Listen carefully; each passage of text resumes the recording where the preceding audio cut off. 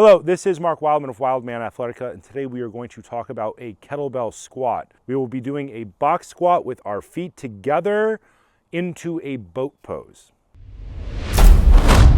This video is part of a big series of videos where we are teaching kettlebell technique generally in logical order, from learning to pick it up, to learning to swing it, to learning to clean it, to learning to press it, to learning to do squats, to learning to get up off of the ground. And now we are here where we are going to take our squats and we are going to start getting all the way down to the ground. This builds into what is known as a deck squat. I consider deck squats to be the most important squat in the world, because deck squats go all the way down to the ground and people roll and they stand back up. These are not extreme ranges of movement. These are perfectly natural, normal ranges of movement that absolutely everybody should possess, regardless of your age, regardless of what sport you play. Think of this as part of a fall or part of a rolling get up. If you practice any type of wrestling martial art, or you jump over objects, you would hit the ground, do a roll, and come up in some way. Think of this as the prep exercise for the second half of that roll. With this exercise, we are gonna start moving our feet all the way together. This is gonna help us control our ankles and our knees in greater and greater depths of movement. In this movement, we will get down to the target box and we are going to lean back, lifting our feet up.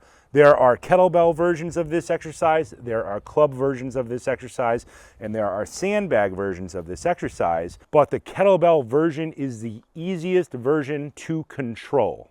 There are two ways to pick it up. Let's start with the easiest way first. Feet shoulder width apart, thumbs pointed towards the sky, thumbs point forward. Get down, heels flat on the ground. Pick the weight up, globe points towards the sky. The important part here is that our arm is at a 90-degree angle. If our hand is too high, it makes it hard to use our thumb and our index finger to control the bell, which makes us likely to drop weights on our face. Don't drop weights on your face. And we don't want our hands too low. We also don't want the kettlebell to rest on our body and our elbows to be kicked out, because we're not using our structure correctly.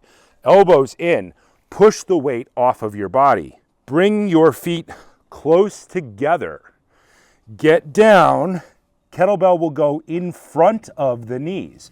Rock back. Feet off the ground. Your core will be forced to engage. Heels flat on the ground. Stand all the way up. Get down. Find the balance point. Rock forward. Stand all the way up. Get down. Rock back. Go forward. Stand all the way up. Heels out, toes out, heels out. Arms perfectly straight. Put the weight all the way down with your heels flat on the ground. The feet all the way together is the important coaching cue here. Many people who come from different types of sport background will turn their feet out. That's fine for other sports. That is not the point of this exercise. Eventually, with this exercise, we will take one foot out of the equation. So if we're trying to do this with turnout and we pick up 1 foot, we're going to rotate towards the foot. The point of this is to point the feet straight ahead. If people do this with their feet shoulder width apart, oftentimes when they go down, they will put their knees together or they will roll their feet in, which is not what we want to do. We want to stack our bones underneath us so that when we go down, our ankle, our knee, and our hip are vertical. Because the range of movement over time gets lower and lower, if our knees are collapsing, it can cause people to have stress in their knee joint. Not what we want. We want to get our legs nice and straight and strong. Squeezing the toes of our feet all the way together so that we're not turning out in this position. Same thing. It's hard to have your knees together if your feet are turned out. There are sports that do that. This is not those sports. This is a general physical preparedness exercise which will eventually move us towards a pistol squat or a one-leg squat. So the most important thing here is that our heels are together, then our toes are together, then the kettlebell is off of the body. all the way down. When we stand up, we need to stand all the way up. People who live in the modern world tend to have slightly bent knees and slightly ducked tailbones. This causes people to have low back stress. Their glutes shut off. They're not using their body to its fullest potential. When we stand up, the goal is to straighten our legs all the way out. Pull your kneecaps up to flex your quads. Then tuck your tailbone underneath to squeeze your glutes. If your glutes are loose or you don't have any glutes, you definitely need to work on this. Your glutes are the bottom of your back. If you have strong glutes, you generally don't have back pain. And then drive your rib cage down.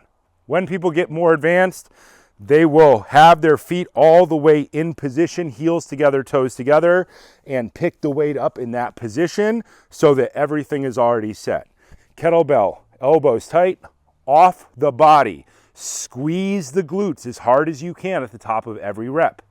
Get down, rock back, find that balance point. Heels down, the kettlebell will help drag you forward. Stand up, straighten your legs out, squeeze your glutes, rib cage down, shoulders away from the ears, kettlebell off the body. Get down, rock back, stand up, legs, glutes, ribs, shoulders away from ears, kettlebell off the body. Over time, you can explore getting a little bit further and further back in the boat pose portion. Straighten the arms out to set the weight down. Heels stay flat. Set it down with good technique. Always make sure that your set down technique and your pickup technique are good every time, even if you're tired. The more tired you are, the more important it is to set the kettlebell down with good technique. Something important to note here is that we are using an adjustable height. This needs to be firm enough that you can sit all the way down on it, and we like it to be long enough that if you were accidentally to fall backward, that you wouldn't fall off the object. I'm using boxing flooring mats out of an old boxing gym today, and I can take away a mat and get lower, and take away a mat and get lower, and take away a mat and get lower, so that you can learn to squat deeper and deeper down, pick your feet up, activate your core, and then get back to your feet. The lower the box, the harder it is. Eventually, the goal is to be able to do this all the way down on the ground. People use different things to accomplish this idea. There's really no good product solution out there right now other than a stack of expensive mats. Sometimes people use plywood. They'll stack up plywood and they can go down in 1/2-inch increments. Sometimes they will use gymnastics mats. This is a natural human range of movement, and eventually we're going to get rid of all the mats and turn it into a deck squat roll.